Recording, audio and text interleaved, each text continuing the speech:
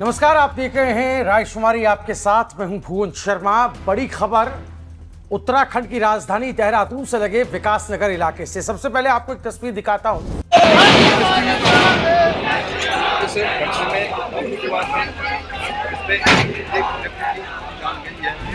Bulldozer की गरज आप देख सकते हैं इस वीडियो में साफ तौर पर।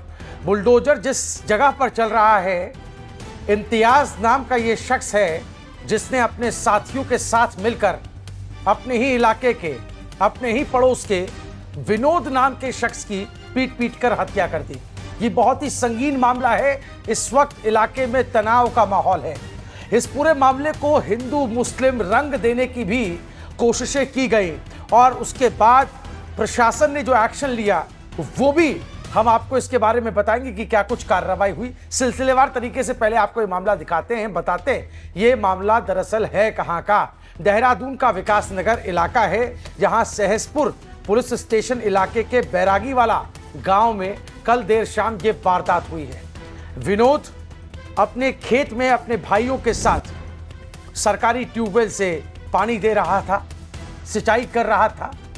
पड़ोस में ही खेत है इम्तियाज नाम के शख्स का, जिसने इस बात पर बहस बढ़ती गई और उसके बाद बताया ये भी जा रहा कि कुछ पुरानी रंजिश भी रही इन दोनों की। उसके बाद और लोग बुलाकर इम्तियाज ने आरोप है कि विनोद और उनके भाइयों की, उनके साथ के लोगों की पिटाई की। विनोद की अस्पताल ले जाते वक्त अस्पताल में ही उन्होंने दम तोड़ दिया और उनके दोनों भाई इस वक्त हॉस्पिटल में एडमिट हैं गंभीर स्थिति में। विनोद कौन है पहले आप ये समझ लीजिए। विनोद नाम का शख्स भारतीय जनता युवा मोर्चा जो यूथ विंग है बीजेपी की, उसके नेता है।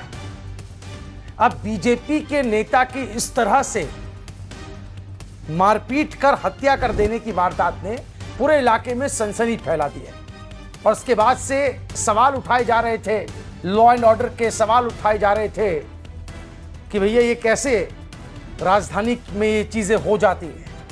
लेकिन उसके बाद एक्शन की तस्वीरें भी देख लीजिए, किस तरीके से धामी का बुलडोजर, जो ये बातें बहुत ही पॉपुलर तरीके से उठाई जाती हैं, लेकिन जो प्रशासन ने बुलडोजर यहां पर चलाया है इम्तियाज के घर पर, उसकी तस्वीरें भी हम दिखा रहे हैं। सबसे पहले सुन लेते हैं प्रदेश के मुख्यमंत्री पुष्कर सिंह धामी ने इस पूरे मामले पर क्या बयान दिया है। और उसके बाद वहां भी सख्त कार्रवाई की जाएगी। किसी को छोड़ा नहीं जाएगा। जो भी अपराधी है वो अपराध करके बच नहीं पाएगा। ये हमने ऐसी व्यवस्था को सुनिश्चित करने का काम किया है।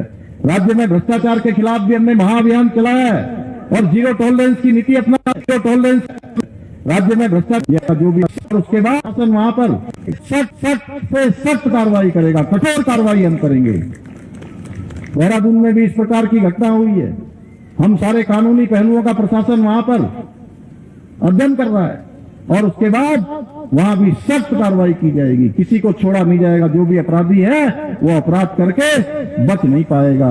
ये हमने ऐसी व्यवस्था को सुनिश्चित करने का काम किया है। राज्य में भ्रष्टाचार के खिलाफ भी हमने तो सुना आपने प्रदेश के मुख्यमंत्री पुष्कर सिंह धामी को। इस पूरे मामले पर छावनी में पूरा इलाका तब्दील कर दिया गया है। पुलिस भरोसा दिला रही है कि हम इस पर उपयुक्त कार्रवाई करेंगे। भारी पुलिस बल इलाके में तैनात है। उसकी भी आप तस्वीरें देख रहे हैं। भीड़ को कंट्रोल करने की कोशिश लगातार जारी है। खबर आ रही है कि 3 नामजद आरोपियों समेत कुल 25 लोगों पर मुकदमा दर्ज हुआ, उनके खिलाफ केस दर्ज हुआ है। और किस तरीके से लोग गुस्से में हैं, आरोपी के घर को निशाना बना रहे हैं और कार्रवाई की बात कही गई थी, बुलडोजर चला है। लेकिन हिंदू संगठनों का भी ये कहना है कि एनकाउंटर से कम मंजूर नहीं है, वो एनकाउंटर की मांग कर रहे हैं।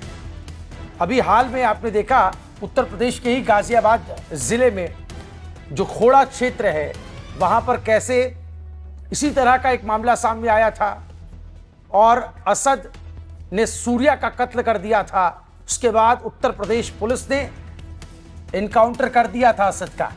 कुछ ऐसी ही मांग यहां पर उठ रही है, इसीलिए इलाके में तनाव का माहौल बना हुआ है।